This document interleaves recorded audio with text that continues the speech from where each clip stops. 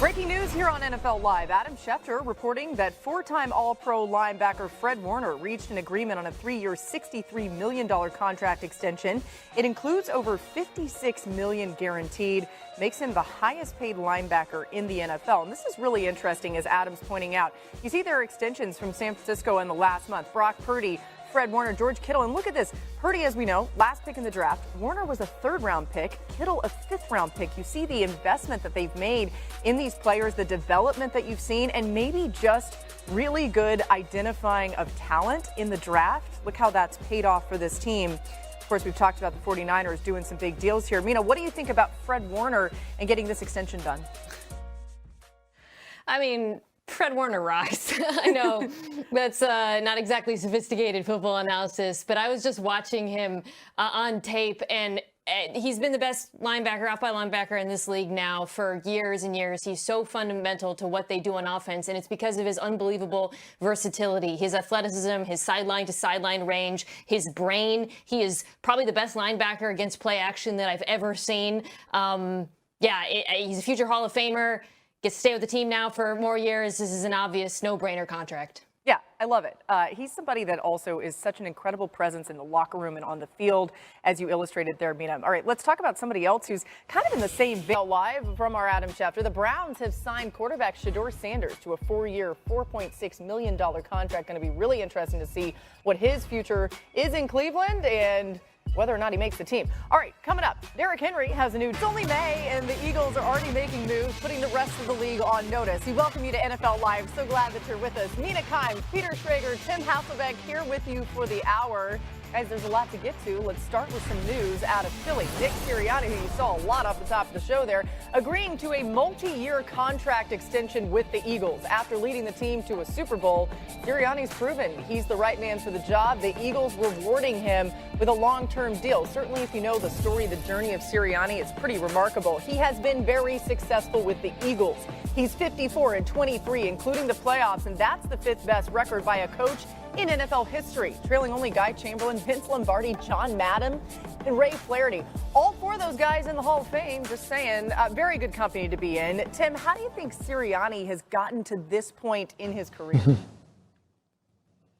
Well, I think first and foremost by being himself, because I think a lot of people would look at the way he does things and maybe say, look, that's not, what a head coach should do or not what a head coach should do in Philadelphia. But he's been himself, and then he's putting good people around him. Obviously, Howie Roseman has done an excellent job with the personnel in Philadelphia.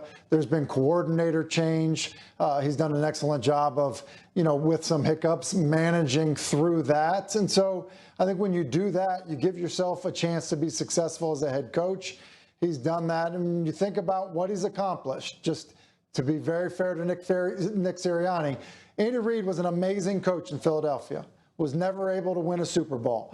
Nick Sirianni has been able to do that. And so I think when you put it kind of through that lens, the reward of this contract, and also the expectation that he's got an opportunity to continue there in Philadelphia, where it is not easy to please people, he's done an excellent job. Yeah, and my take on it is, why shouldn't he get paid? Why shouldn't he get an extension? Everyone else did, and everyone else who has won in the NFL does get that reward. Now, truth of the matter is, Nick Sirianni wouldn't work with every locker room, and Nick Sirianni might not work with every team, but he's Philadelphia's guy, and in that building, they respond to him. The local media had their way with him for the first couple of weeks of last season. There was talk after a win in Cleveland in the local Philadelphia airwaves that Sirianni should be removed, should be fired. They respond with that incredible rip on their schedule of just winning all those games in the regular season and then just trashing everyone in the playoffs. Bottom line is this: Sirianni coaches the Philadelphia Eagles as well as anyone could possibly coach the Philadelphia Eagles. If you were to drop him in the LA Rams locker room, would it be the same? I don't know. Kansas City? I don't know. Minnesota? Who knows? It doesn't matter. They found their guy. He works with them. Why should anyone else have a problem with him getting paid and extended? I'm happy for him.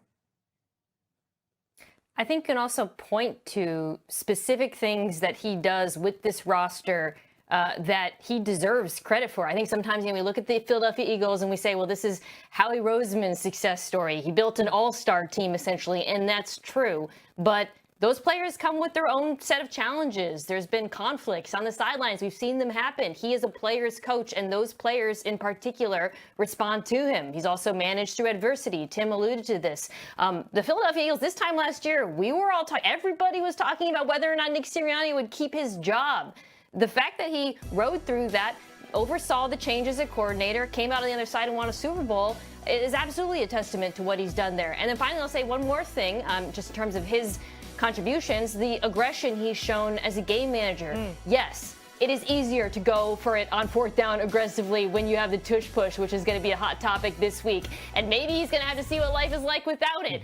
But not every coach would have been as aggressive as Sirianni's been from the very beginning in Philadelphia, and he deserves a ton of credit for that as well. That's a great point. We'll get to more on that tush-push situation a little bit later on. It seems like Sirianni has always had this unwavering faith in his players, and somehow that breeds amazing confidence. It makes sense. Another number to point out, he's one of 3 coaches ever to make multiple Super Bowls in his first 4 seasons, along with Mike Tomlin and Joe Gibbs. Elsewhere in the NFC East, let's talk about some of the buzz in Dallas as the Cowboys kick off OTAs today. Now, after falling short yet again in the playoffs, the Cowboys looking to George Pickens to bring a new edge to their offense.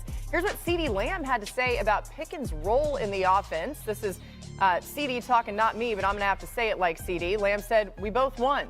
It ain't no A, B, none of that. It's one. You look over there, you see one. You look over here, you see another one." So what you got to do with that? Basically, he's saying they're both really good. All right, aside from acquiring Pickens, the Cowboys also brought in Dante Fowler Jr., Solomon Thomas, Javonte Williams, and Miles Sanders as free agents. Then they had a great draft. They got Tyler Booker, who's expected to start at right guard. That's key. Pass rush specialist Donovan Ezaraku, corner Siobhan Ravel Jr., and running back Jayden Blue out of Texas. It's a who's who when it comes to the draft and some of these great additions that they've made in the offseason. So that's big. But when we talk about all these things, I think the main one, right, is George Pickens. So, Peter, what do you make of those comments from CeeDee Lamb about both of them kind of being ones? I loved it. And I'll say this, I've spoken to Cowboy sources over the last 2 weeks since that trade has been made. It makes a lot of sense when you talk to them bringing in Pickens. He's 24 years old. He hasn't even scratched the surface of what he can be. He's going into the final year of a contract, so he's going to be motivated financially. And there's this albatross around his name that he's this like cancer in the locker room where they don't see it that way. And they've spoken to people in Pittsburgh. Now, with their immaturity, of course, we've documented it well. Late to practice, late to game, all that stuff. But with a motivation of, hey, you're going to come to the Dallas Cowboys and you're going to make career life-changing money if you have one good season, that this makes sense. And from them, they went through the draft inside and out. And there was probably one player that they viewed in the same breath as George Pickens at that position. And Teteroa McMillan went to the Panthers 8th overall, so they pivoted, took an offensive lineman. But this was better than any draft pick that was possible at the wide receiver spot. As for CeeDee Lamb, I love this. This is CeeDee Lamb saying, I have no problem sharing the spotlight. I have no problem seeding some of my targets. CeeDee Lamb had 73 more targets than the next